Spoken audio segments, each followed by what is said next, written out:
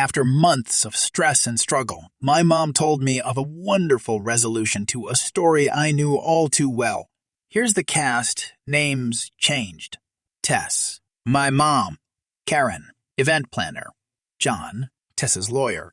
For context, Tess is the vice president of a prominent nonprofit organization, which we'll call HC for the sake of simplicity, whose main focus is to aid and protect pets, as well as improve the situation of animals with no home.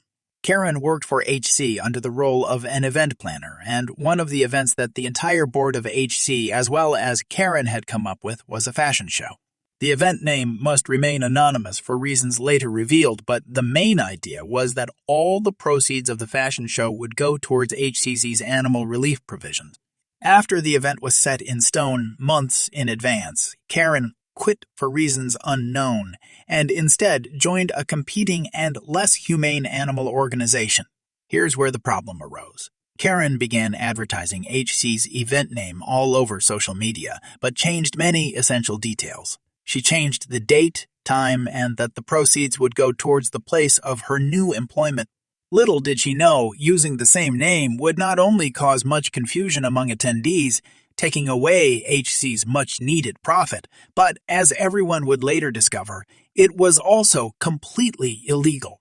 Tess reached out to Karen in a polite email, asking her to simply change the name of the event she was hosting for the competing organization, explaining that it would be harmful to the profit of HC's event.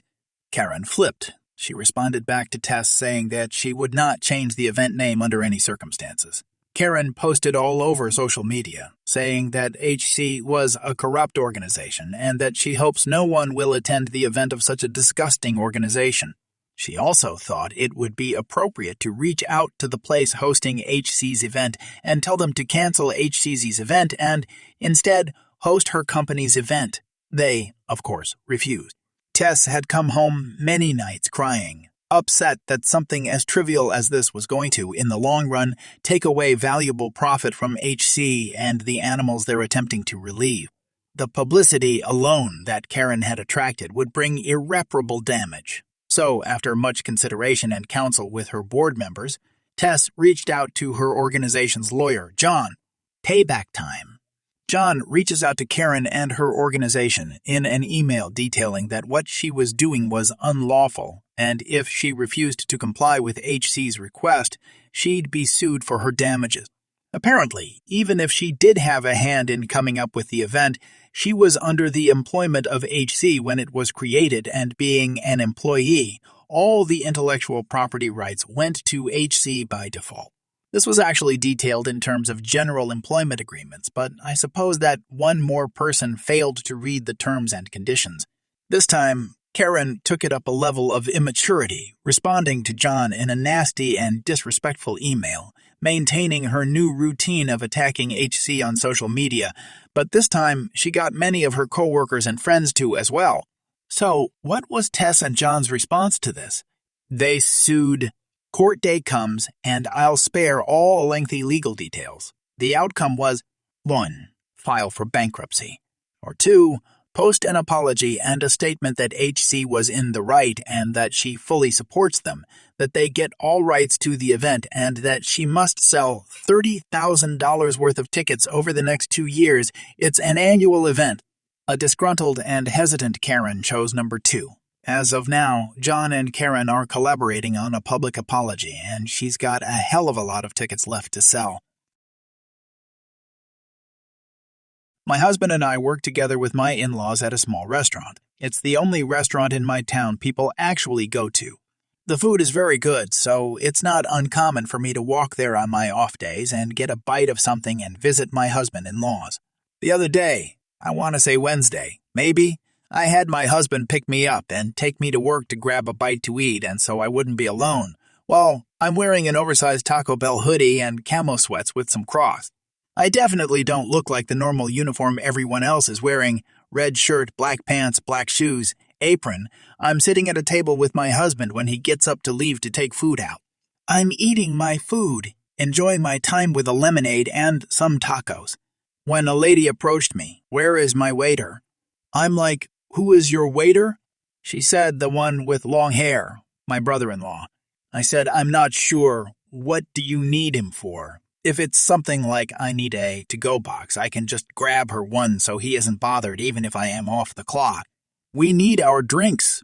I go to find brother-in-law and he is swamped. Apparently, her party of 12 ordered 2 blended drinks each. We make our own drinks for our tables and only have 2 blenders. So he is making them. She had only ordered them 5 minutes ago. I go back to my table and keep eating. She comes up again. Where is he? Making your drinks. Can you go get them? Ma'am, I'm off the clock. I'm not even in uniform. She then stormed off back to her table and complained about me to my husband, who helped bring them chips and salsa.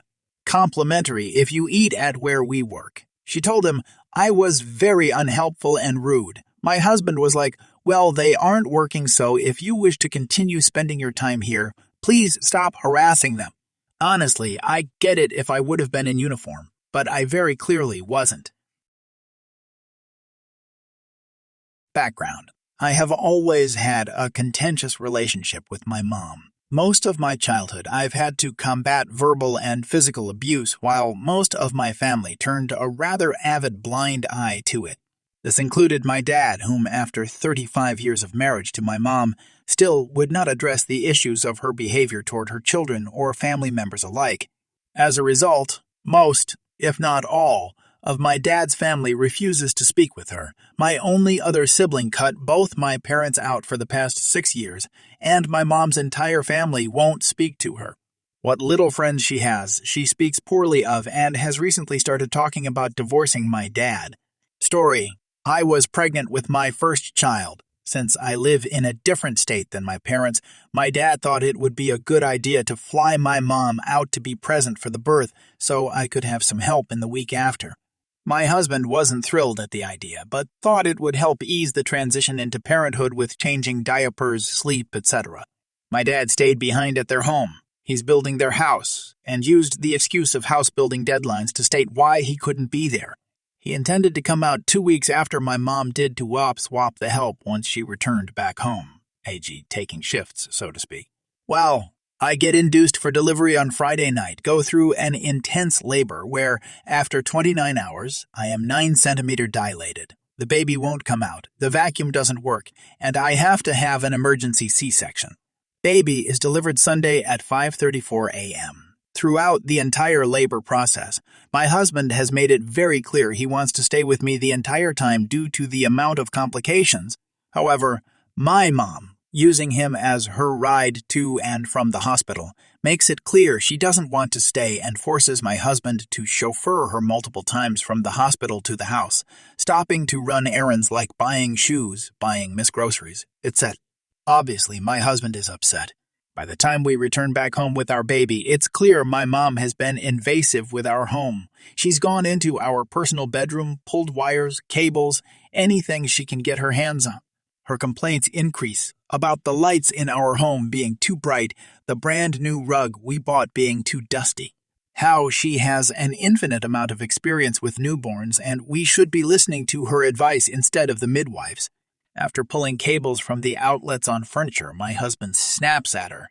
He asks that she leave everything alone, to please get some sleep, so hopefully she can change shifts with him so he can get some rest too. I'm unable to move to help him and bedridden due to the extent of my surgery recovery.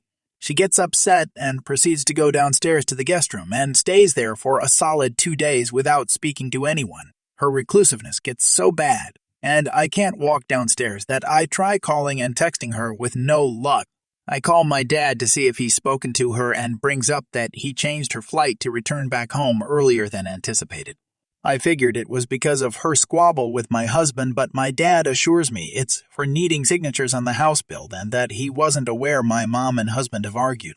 Knowing she's leaving early, my husband and I now set up all the baby furniture in our room. The setup works easier for me to help out as minimally as I can and also preps for my mom's departure. Well, after 2 days of speaking to no one, my mom finally decides to come upstairs and in the process is having a major fit. She begins saying that my husband and I are not very socially inviting, then proceeds to call my husband all the names in the book. This includes telling him he's hoarding the baby and a coward for not leaving the bedroom while she's insulting him. He was feeding the baby when she started mouthing off.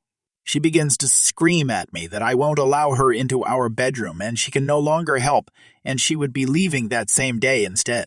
Cue stomping and slamming of doors, she finds her way upstairs with her luggage and out the front door where she starts yelling at our neighbors that we are psycho and approaches another neighbor's car to ask if they'll Uber her to the airport. In all of this, she manages to call my dad and cry to him that my husband and I accosted her for helping. Rather than hear me out or listen to my version of events, my dad immediately blames my mom's meltdown on me, that I should have been a better host and allowed her more time with our 5-day-old baby so she could be a proud grandma. My husband ends up texting my dad that my mom was out of line in this situation and obviously needs some kind of mental help. Rather than be understanding of that, my dad instead gets irate and begins to get belligerent on the phone, saying that he can no longer look at my husband the same way. And how dare my husband say anything about my mom to him? Let's disregard my mom disrespecting us a name, calling us in our own home.